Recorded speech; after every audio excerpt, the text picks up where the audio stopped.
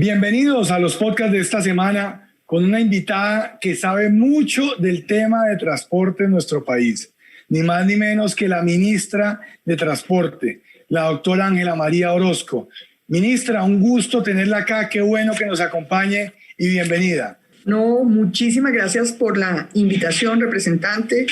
Para nosotros es un placer estar aquí con ustedes, aclarando dudas, informándole a los ciudadanos los temas de su mayor interés. Bueno, ministra, usted fue la protagonista de este mes y creo que hasta la fecha, tanto usted como el presidente Duque, como el director de Invías, el doctor Gil, como todos esos cientos y cientos de trabajadores que nos posibilitaron por fin ver el túnel de la línea andando, los vamos a recordar con mucho cariño por esa inauguración del 4 de septiembre del túnel de la línea. ¿Qué siente usted hoy en día que ya le puede decir a los colombianos, no faltan 100 metros, no faltan 50, no faltan 20, sino que el colombiano que quiera ir entre Armenia e Ibagué ya va a poder atravesar el túnel de la línea, ministra? Yo creo que lo que más siento es, primero, un enorme agradecimiento con los alrededor de 6.000 empleados que trabajaron durante estos 15 años en el túnel de la línea y por eso el presidente Duque,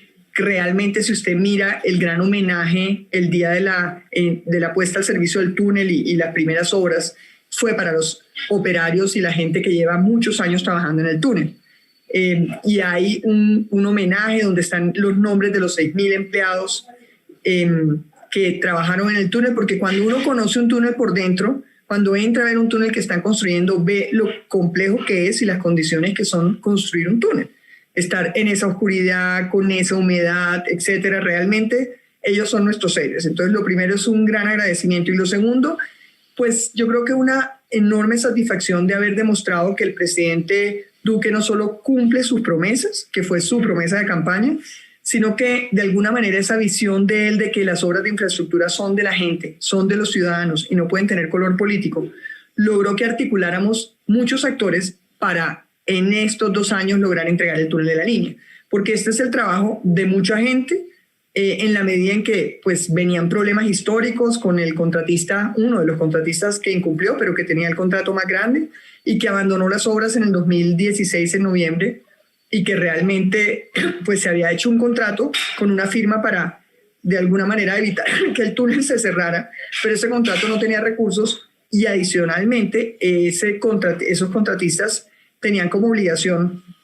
contratar un estudio de diagnóstico de todo el proyecto para saber cómo habían quedado las obras dejadas por el contratista anterior. Y ese estudio, que fue el que encontramos cuando llegamos, le pedimos a la Sociedad Colombiana de Ingenieros que lo validara. Y ese estudio lo que decía es, ¿sabe qué? Les toca fortalecer además muchas de las obras que había dejado el contratista abandonadas, no solamente terminarlas, sino reforzarlas porque tienen problemas estructurales de calidad. Gracias a eso, y yo sí tengo que decirlo, pudimos poner un norte, y ese norte involucró muchos actores. Primero, una gerencia especializada en el Invías, obviamente, que tenemos de alguna manera la suerte de que además el director de Invías pues conoce el proyecto del túnel desde su concepción, es decir, desde el túnel piloto, y fue hasta residente en el túnel piloto. Pero segundo, el entender que las vedurías eran fundamentales, y no solamente por la participación de los entes de control, sino también porque nos generan un know-how técnico. El vedor, de alguna manera, del proyecto es de la Sociedad Colombiana de Ingenieros del Quindío. Y esa veeduría que involucraba los actores gremiales, los actores empresariales, la academia, las facultades de ingeniería, la Sociedad Colombiana de Ingenieros y los entes de control, pues tenía reuniones mensuales con actas detalladas, con cronogramas detallados, donde realmente nuestros principales aliados fueron las regiones y fueron los gobernadores, los alcaldes, los anteriores y esto. Y creo que yo sí me siento orgullosa de sentir que cuando todos los colombianos le apostamos a un propósito, logramos sacar adelante las cosas adelante. Son muchas las personas, muchas, que realmente trabajan para sacar adelante un proyecto de esta naturaleza, y lo que el presidente logró fue una articulación del Estado con una voluntad política férrea y que todos trabajáramos y que todos los ministerios, planeación, todos ayudáramos para sacar adelante el proyecto en las distintas instancias. Obviamente con un gran líder, con el gerente que montó la gerencia especializada del proyecto al interior del Invías, que son los ingenieros, que es Juan Esteban Gil, pero con el apoyo además, como muy bien lo mencionó Germán Pardo, el presidente de la Sociedad de Ingenieros, donde cuando había inquietudes sobre la estabilización de las fallas, que fue algo que nos tocó en este gobierno, se convocaban los ingenieros, se escuchaban las opiniones de todos, o sea, hubo todo un proceso, y yo creo que eso demuestra que sí podemos sacar adelante los proyectos si todos le apostamos a un mismo propósito. El túnel de la línea es sin lugar a dudas la obra de ingeniería más grande que tiene actualmente el país. No es cualquier cosa atravesar la cordillera central de nuestro país. Esto va a generar o va a redundar en unos beneficios de índole económico para todos los colombianos. Muchos de los productos que consumimos en Colombia o que exportamos pasan por el túnel de la línea o pasan por la línea, por ese sector de la línea, han pasado históricamente rumbo a Buenaventura o de Buenaventura hacia el interior. Ahora vamos a tener este túnel de la línea. Me quedo con una frase suya, ministra, que es muy importante hacer un reconocimiento a todos en que nos podamos unir para sacar adelante estas grandes obras, pero que algo que comenzaba a parecer un elefante blanco, precisamente en estos días en que hay un balance de elefantes blancos y vemos cómo hay más de 90 elefantes blancos en el Tolima, en un momento en el cual ya el túnel de la línea parecía un elefante blanco, con una ejecución del 56%, llega el gobierno del presidente Duque, de la ministra Ángela María, del doctor Juan Esteban, y logran que de la mano con estos 6.000 trabajadores en terreno, logran sacar adelante el 44% de ejecución de la obra en tan solo 2 años. Y se lo entregan al país, o se entrega al país en un momento crucial, que es cuando estamos todos buscando que haya ilusión, que haya esperanza, que seamos que creamos que vamos a ser capaces de, en la pospandemia, de volver a recuperar como país. Ahí aparece este túnel de la línea para decir, aquí estas obras sí se pueden concluir. Sí, no estábamos hablando carreta cuando arrancamos y dijimos que le íbamos a entregar a los colombianos este túnel. Pero viene la siguiente pregunta, ministra, y es, ¿el túnel de vuelta para cuándo? ¿El segundo túnel de la línea para cuándo, ministra? Bueno, lo primero sería decir que como se diseñó el proyecto, se diseñó primero, como queda, como usted sabe, el túnel es más que el túnel, son 60 obras. Son 25 túneles, incluido el túnel de la línea y el túnel piloto, más 31 viaductos. Lo que entregamos, porque ya se podía poner en funcionamiento y por eso tenía todo el sentido de entregarlo, fue el túnel de 8.6 kilómetros, el más grande de América Latina, el túnel piloto, que es el túnel de rescate de 8.5 kilómetros, más 3 túneles pequeños que son los que dan el acceso, más un intercambiador vial y 13,7 kilómetros de doble calzada Cajamarca-Calarcá. ¿Cómo se diseñó? Pues va a operar donde, viniendo de Buenaventura para Bogotá, es decir, de Armenia para Ibagué, es el sentido en el que viene el túnel, queda en doble calzada en este sentido viniendo, y lo que era, digamos, la anterior vía de la línea, que es la que está a 3.300 metros, queda en doble calzada en sentido yendo hacia allá, es decir, de Ibagué a Armenia, es decir, de Bogotá hacia hacia el puerto de Buenaventura. Eso tiene un sentido de seguridad vial y tiene un sentido también de lo que es construir un túnel en una montaña que tiene 8 fallas geológicas, una de las cuales, que es la falla de la Soledad, es considerada la segunda falla más compleja a nivel mundial en túneles carreteros. Y como se diseñó por todas esas razones, en todo caso hay una mejora sustancial de la conectividad vial de ambos sentidos, porque parte de lo que pasaba era que hacer esta vía con curvas y ser bidireccional, simplemente si un camión se varaba en una curva, se cerraba toda la vía. Y había hasta 850 horas año de cierre de vía derivada de eso, de accidentes y de varadas. Adicionado al par vial, a los intercambiadores que se hicieron para conectar con el par vial, hace que en general la movilidad sustancialmente mejore en los dos sentidos, no solo el que tiene el túnel. Según los estudios de capacidad, es decir, los estudios especialistas de tráfico que se hicieron y que se tomaron como base para diseñar lo que se adjudicó y lo que se diseñó, la capacidad de operación con la operación actual no se requeriría el segundo túnel sino hasta el 2040, en términos específicamente técnicos. Ahora, no obstante eso, tengo que decir que en la ANI hay una iniciativa privada en etapa de factibilidad que han presentado un consorcio chino con unas empresas colombianas para hacer el túnel de regreso, el segundo túnel, y independientemente de lo que sea, nosotros se va a hacer en los tiempos la evaluación y si se considera que cumple con todos los requerimientos que exige la ley 1508, obviamente no tenemos por qué esperar hasta el 2040. Yo creo que ese es un mensaje claro. Pero en términos de capacidad operativa y de capacidad vial, el diseño actual permite que haya una mejora sustancial en la movilidad y que no se necesite ese segundo tubo hasta el 2040, es lo que dicen los expertos técnicos en movilidad. Pero como les dije, muchas veces les dije, nosotros si se cumplen con los requerimientos de la ley 1508, no tenemos por qué esperar hasta eso. Esa iniciativa privada se está evaluando en este momento. Este túnel, como está habilitado actualmente, el solo hecho de entrar en funcionamiento del túnel en el sentido Calarcá-Cajamarca o Armenia-Ibagué, ya con eso se mejora ostensiblemente la movilidad por cuanto el sentido contrario, es decir, Ibagué-Armenia, va a pasar por la vía vieja, por la vía atravesando la cordillera por la parte superior, o no atravesando, sino pasando por la parte superior de la cordillera, y el túnel va a ser el sentido de Buenaventura hacia Bogotá, y eso ya va a mejorar ostensiblemente la movilidad en cuanto a lo que tiene que ver con las velocidades y con los tiempos de desplazamiento entre un punto y otro. Es importante saber que si usted mira lo que es el volumen de carga, el volumen de carga que maneja, o sea, el transporte de carga, que es obviamente el que más usa este corredor, que maneja el túnel es 3 veces, o sea, que maneja el sentido viniendo de Buenaventura a Bogotá, es 3 veces el que se maneja de Bogotá a Buenaventura. Y eso tiene un sentido, y es que por Buenaventura se maneja el 42% del comercio exterior colombiano y se importa mucho de lo que se consume en el centro del país.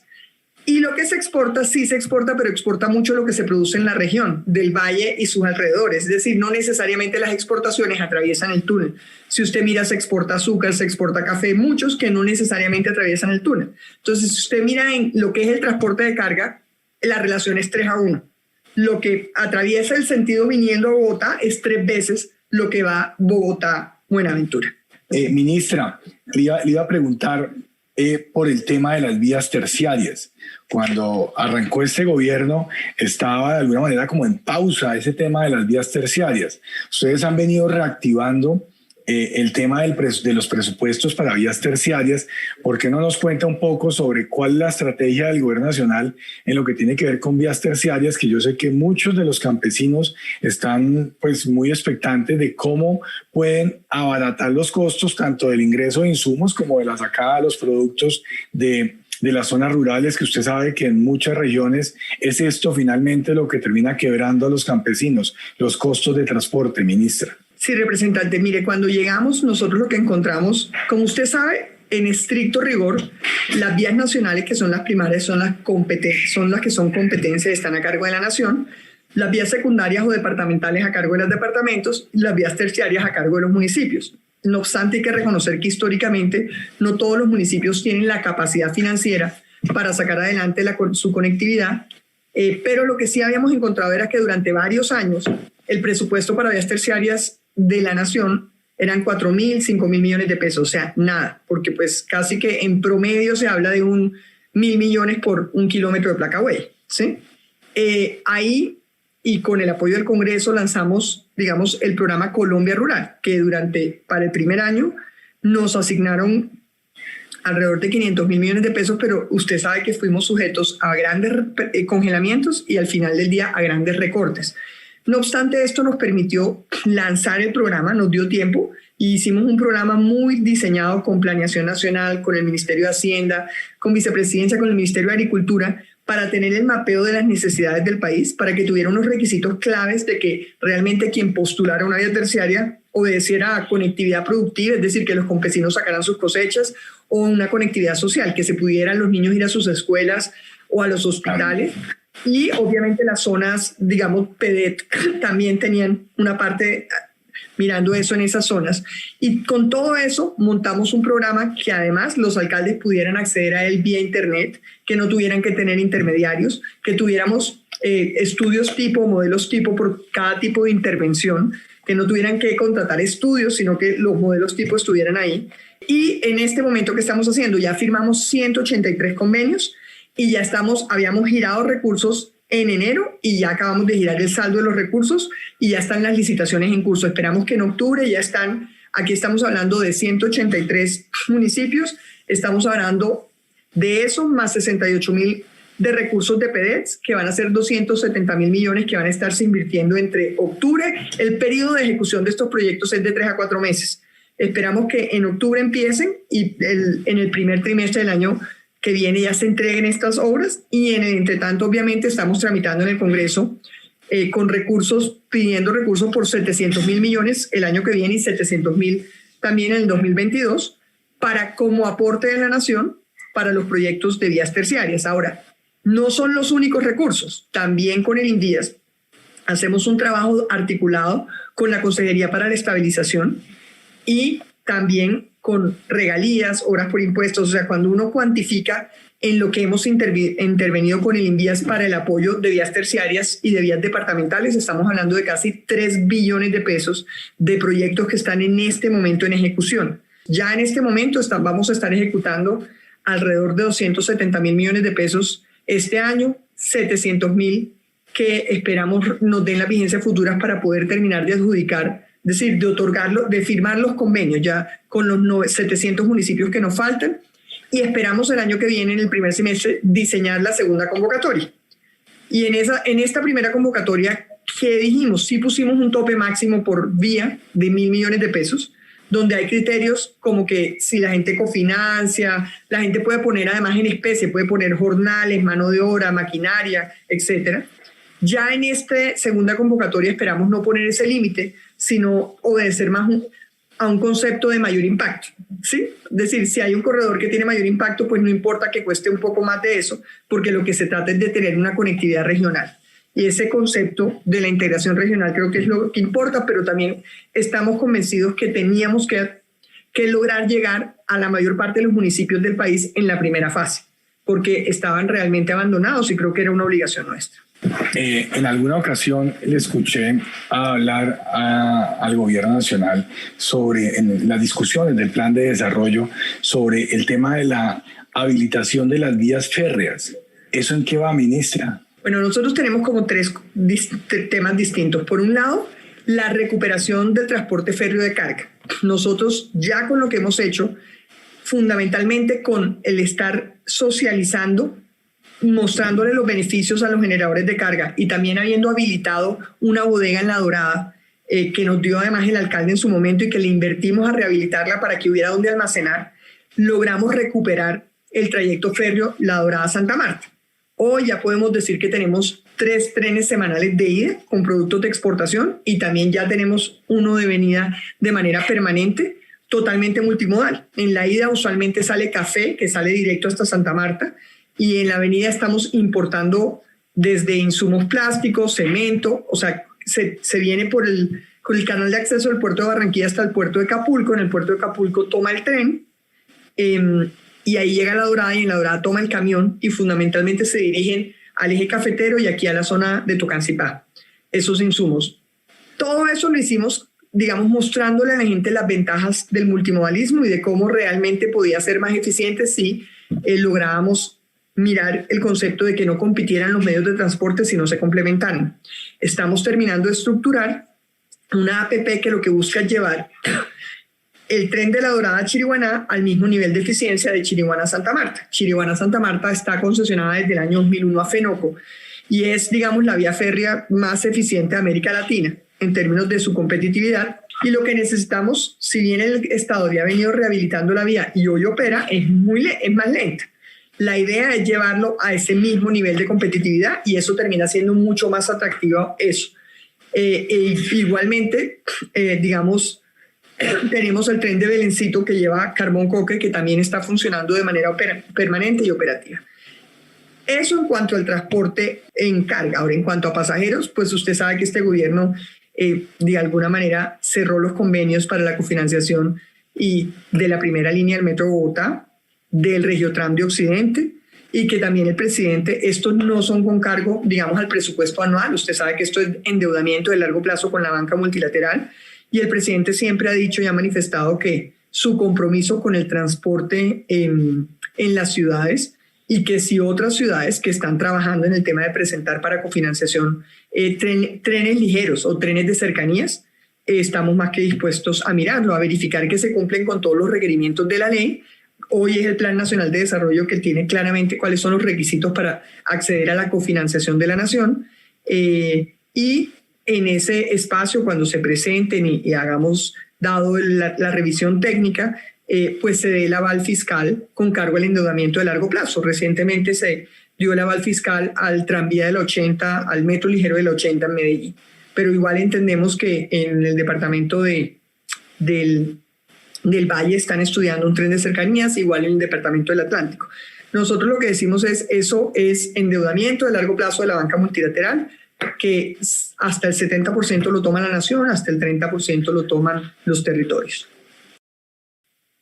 Bueno, hasta aquí esta primera parte de esta entrevista con la ministra Ángela María Orozco. Vamos a pasar a la segunda parte en la próxima emisión, la próxima semana, para que ustedes vean otros temas fundamentales que hablamos con la ministra de Transporte. Los dejo con la agenda de esta semana y retornamos al final para despedir esta emisión.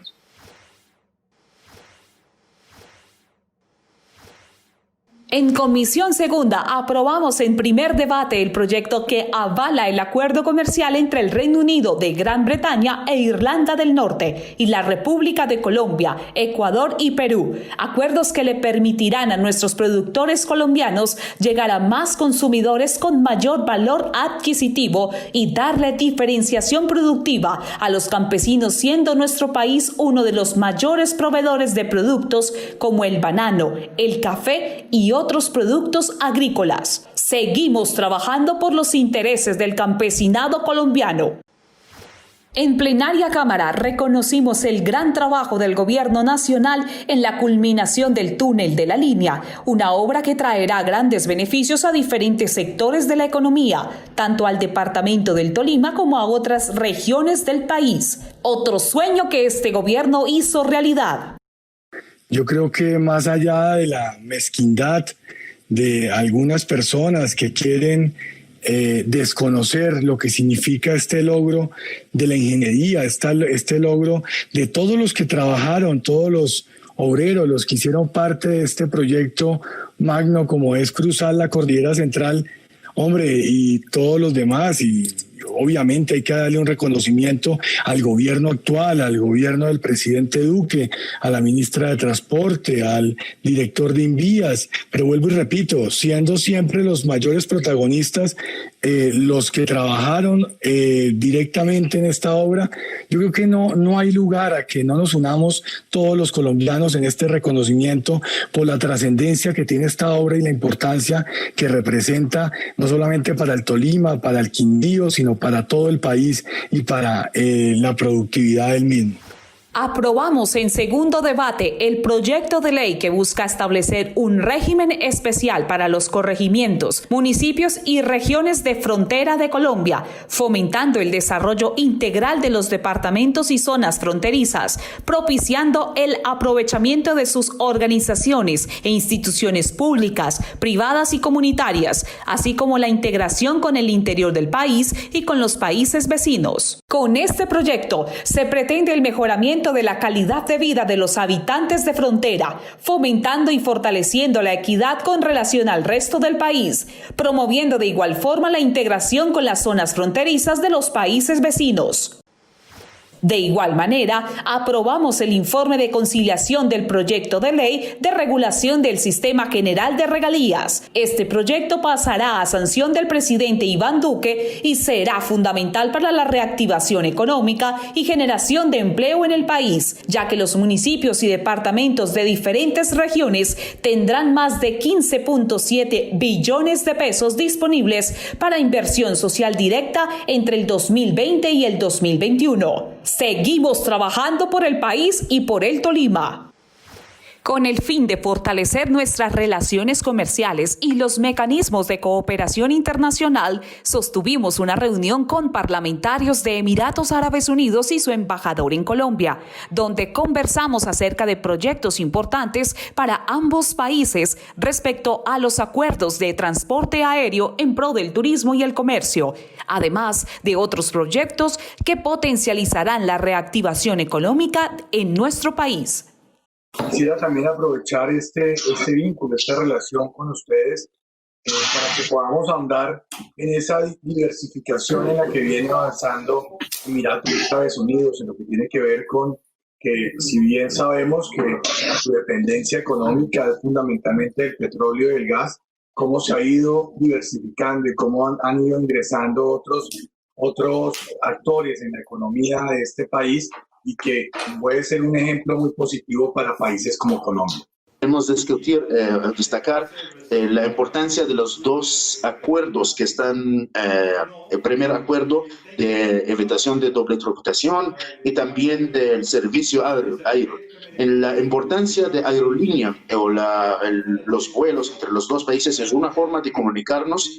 y también fortalecer el negocio del comercio y también el turismo al mismo tiempo. Sí, queremos destacar esta importancia de estos dos acuerdos para nosotros.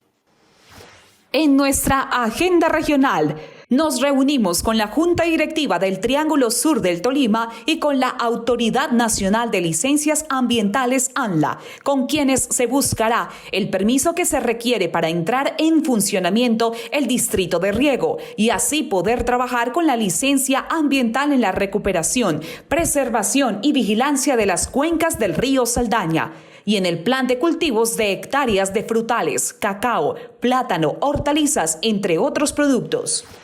De igual manera, nos reunimos con la veeduría del municipio de Villarrica, interesada en sacar adelante el proyecto de la planta de tratamiento de aguas y buscar solución a la problemática que surgió con la mala ejecución de la obra. Para ello, se buscará junto con el Ministerio de Vivienda una reunión para dar por culminado este proyecto que daría agua potable al municipio. Bueno, muchas gracias por habernos acompañado en los podcasts de esta semana. Espero que hayan disfrutado esta primera parte de la entrevista con la ministra Ángela María Orozco y que no dejen de seguirnos en las redes sociales. Queremos tener comunicación permanente con todos ustedes en Twitter, en Facebook, en Instagram, que ahí estamos pendientes de sus comentarios, de sus opiniones, de sus propuestas. Que Dios los bendiga y que tengan una feliz semana.